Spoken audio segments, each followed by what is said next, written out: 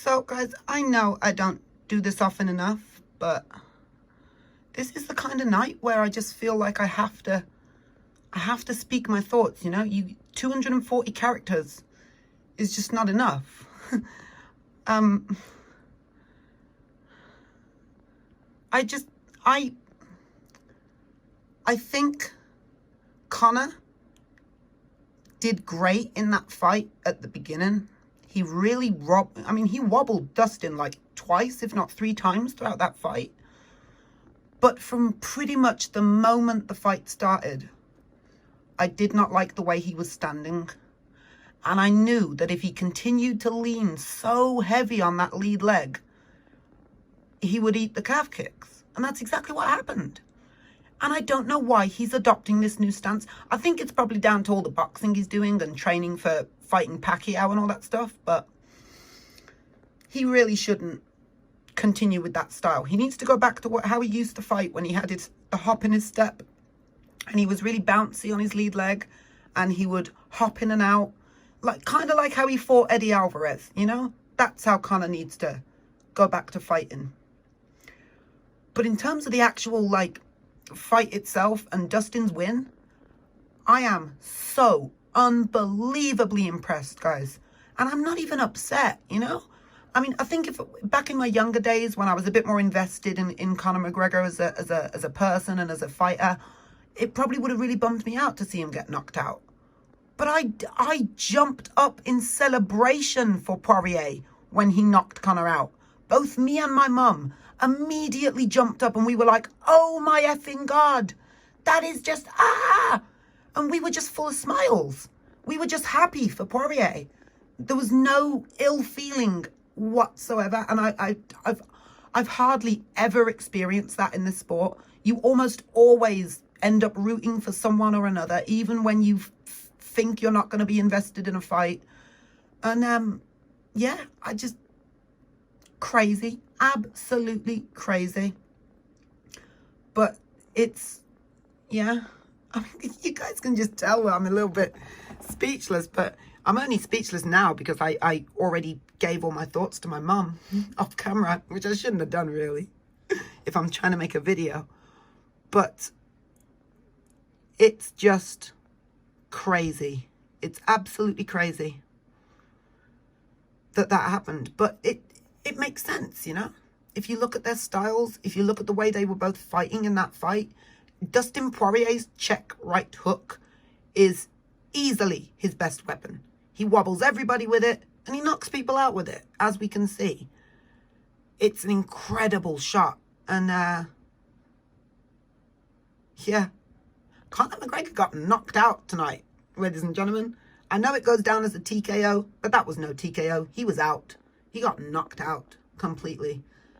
And who would have ever thought the guy with the best chin in mixed martial arts, arguably the best chin ever in mixed martial arts, would get knocked out so early, in their career still. Well, midpoint in career, I guess. I don't know. Oh man, my thoughts are just racing round.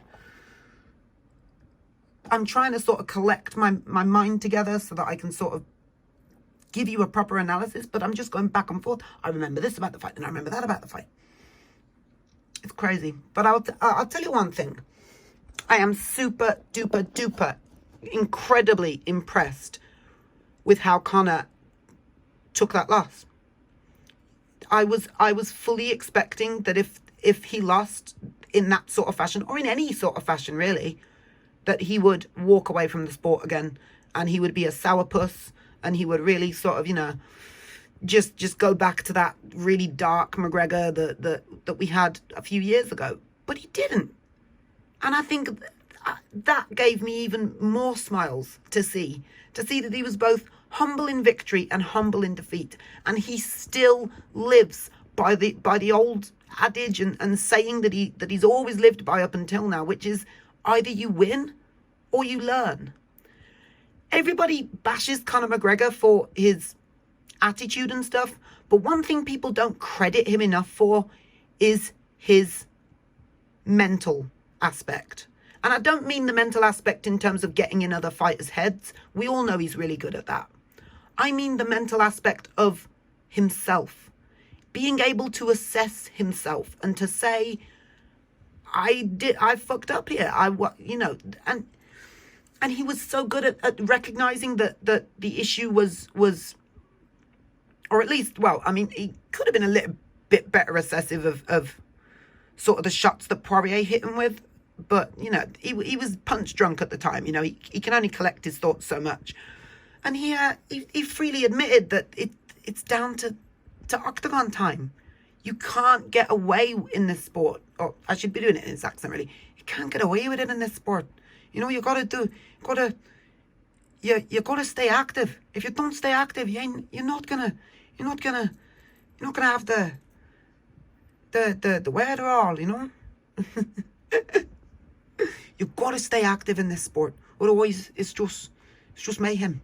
It is what it is. This is crazy, guys. This is crazy. I never thought I would be so happy after a knockout loss from Conor McGregor. But I am. And I'm happy for Dustin Poirier more than anything else, because I love the diamond. I really do love the diamond. And I, this was the sort of fight that I didn't mind who won or lost. I was equally invested in both guys, but I did not expect Conor McGregor to get knocked out. That's what shocks me here. Not that he lost, because I was fully prepared for Conor McGregor to lose, but I thought he would lose by a decision. I did not think he would lose via knockout. It's crazy. Crazy. This sport, mixed martial arts, guys. I love this sport so much. And this is exactly why. Because you can't ever predict it. You can't. You walk into every fight. Every week we make the same mistake of walking into a fight as fans going, well, I know how this is going to turn out. And it hardly ever does. Almost every single time that we as a collective community come to an agreement on how a fight is going to end, it doesn't end that way. It's just crazy. It really, truly is crazy. But I get, I've rambled on for 7.5 minutes almost now, so we should probably move on to the co-main, because we have to at least briefly talk on that, because that fight, that's the one I am bummed about. I really was bummed, because not only am I a huge fan of Hooker, and I really wanted to see him put on a performance, but also he got knocked out in such convincing fashion. And it sucks. It really sucks. Because he didn't get to land a single punch. And that's just really... It sucks, man. It really freaking sucks when you put so much effort into a fight. You train and train for months and months. And then you get flash knocked out. And you don't even get to throw a punch beforehand. The only thing Hooker landed in the entire fight was 4 calf kicks. 4 calf kicks. And on the 4th calf kick, it seemingly woke Michael Chandler up, and he said, right, well, I'm not eating another one of them. And he just rushed forward and knocked him out. It's crazy. It's absolutely crazy. And it's even crazier that coming into a card where almost everybody was expecting the co-main and main event to be wars, to be real back and forth freaking masterclasses, we got flash knockouts in both. and really fast flash knockouts. And if you combine the times of both co-main and main event, they still fall short of 15 minutes, which is what most fights on tonight's card lasted for. That's crazy. That's crazy. Beyond belief crazy. But, I mean, it is what it is, There's nothing more that can be said, really. I mean, about either one of them. It is what it is. In this sport, you either win or you learn. And you got to be humble in victory, humble in defeat. And it really sucks that Hooker had to go out like that, because I know the sort of mentality that Hooker has, and he showed it, because he did not stick around for the interview or nothing, and he threw his gloves into the octagon, which I don't think it means retirement for Hooker. I think it just means I'm super, super frustrated with myself because I didn't even get to throw a punch. What was I wearing these gloves for? you know? All I did was take steps back, throw some calf kicks, and get knocked out. I fought like a fool. Well, not a fool, sorry. That's too far. I fought outside of the game plan that we trained for, most likely. And as a result, I didn't get to throw a punch. Ooh, these gloves were useless. Let me toss them into the octagon where they belong. I think that's what he was doing. I don't think he was retiring at all. But yeah, it just sucks to see that mindset can hit people like that sometimes. I'm so much happier when I see the sort of way that Conor took the loss, you know? Just takes it on the chin, moves forward, says he's going to be back in no time, says he's going to be active. That's how you should treat a loss. You shouldn't treat a loss like, oh no, I didn't get to throw a single punch, therefore I'm useless and all this training was worthless and blah, blah, blah. You can't, that mindset will never, ever, ever end in a good outcome. So I think all we can do is hope and pray that that's not the sort of mindset Hooker's living with right now. But yeah, guys, I mean, I think I've said enough. It's crazy though. It's crazy. I think this video is probably way too long to put up onto Twitter now. It was originally supposed to be a Twitter video, but I think I won't be able to put this much on. So ignore the bit what I said at the beginning of the video about needing more than 240 characters, because this will be on YouTube now. But I will throw the link up to Twitter as well, so you guys can see it regardless. But yeah, I just really felt the need to collect my thoughts. And I know I haven't done a great job of collecting my thoughts, really. I'm still a bit sort of all over the place. But I just felt the need to let you guys know. It's just crazy. It's just crazy. My mind is still spinning. Maybe give me a day or so, and I'll be on Twitch, and then we can all have a good chat about it, and yeah, we can come to some sort of agreement as to what really happened. But oh man, oh god, jeez, I'm just so out of it right now. Crazy, but I'm happy. I loved both fights, regardless of the outcomes. I thought Michael Chandler really, really showed himself in that fight, and I cannot wait to see Chandler in there again. I'm impressed. I'm super duper impressed with everybody on the card. I'm impressed with Dustin Poirier immensely. I'm impressed with Michael Chandler immensely. I'm impressed with Conor McGregor for how he took the loss. And I'm sure in the next day or so, Hooker will come out with a thing on social media explaining what happened and when he'll be back. And then I'll be impressed with him as well. So it is what it is.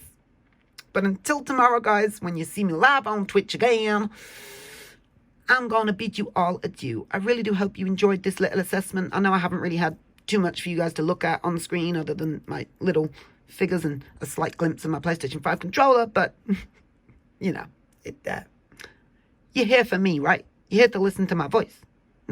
Not look at a screen of a Kimball Slice figure. But anyway, I should bid you adieu, guys. I hope you enjoyed this video. I really enjoyed talking to you guys. We'll see you soon. Mwah!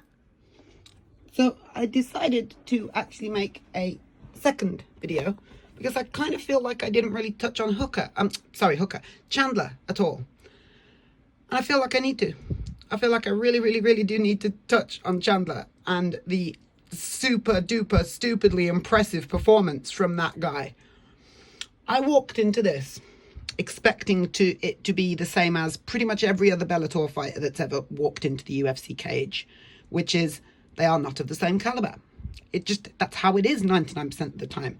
Bellator is the lesser organization in more ways than one, you know? They have lesser management skills, they have lesser pay, they have less skill in terms of opponents, you know, their talent pool isn't as deep.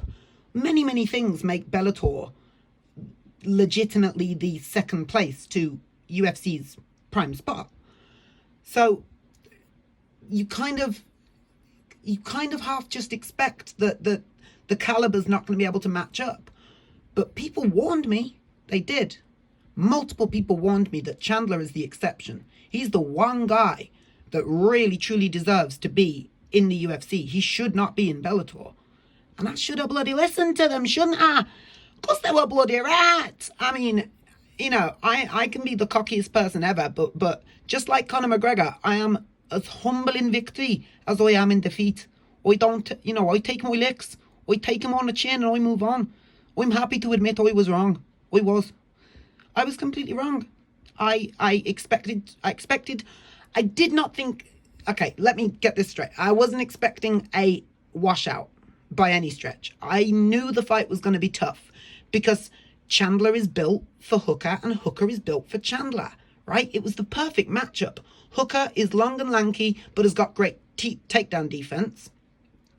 And Chandler has got the short, stocky wrestler capabilities to get under Dan Hooker's shots, but Hooker's got that range to keep him at bay, and he's got the great takedown defense to stop the takedowns. So I expected it to be a real back and forth fight, lots of clinch game, lots of grinding up against the fence, lots of dirty boxing. It wasn't that entirely. It was the complete opposite. It was a shutout. From the moment the fight started, Chandler took center of the octagon and pushed Hooker right back to the cage, and then he kept him there for the whole fight. Largely the same thing that Conor McGregor did at the beginning of his fight as well. Conor made sure to absolutely take center of the octagon and push Poirier right back to the cage. So, yeah, very, very interesting to note that they both started off relatively the same. But regardless, I'm not here to talk about Conor anymore. I'm here to talk about Chandler because I am super duper freaking impressed with Chandler. Just super duper impressed. So, just crazy. Absolutely crazy, guys. Freaking crazy. The shot that he landed on Hooker was legitimately one of the hardest shots I think I've seen in lightweight division. I'm not kidding. From the moment he threw his first couple of punches in that fight, you could see the ferocity and the power that was being delivered in those shots. They weren't landing, of course. I mean, Hooker was avoiding them, but you could just see the intent. You could see the power in the air as they whipped through. You as soon as I saw them, I was like, okay, he really does hit hard, huh? And I turned to my mom and I said, oh, wow, Mom, so the rumors are right. That guy really does hit like a truck. And she was like, yeah, it looks like he does. And then less than a minute later, boom, he does hit like a truck. So, yeah, I am more than willing to swallow my pride on this one. I was completely wrong about Michael Chandler. Michael Chandler is a legitimate contender. He is now a legitimate lightweight UFC contender as well. And if anyone fights Khabib next, I want it to be Chandler. Nothing more to be said. Thank you guys ever so much. I do love you all. And I'll see you all on Twitch very, very soon. But until then, stay true to yourselves. Be good. And have a bit of proper 12, will ya? Till next time, folks. Love you all. Bye. Mwah.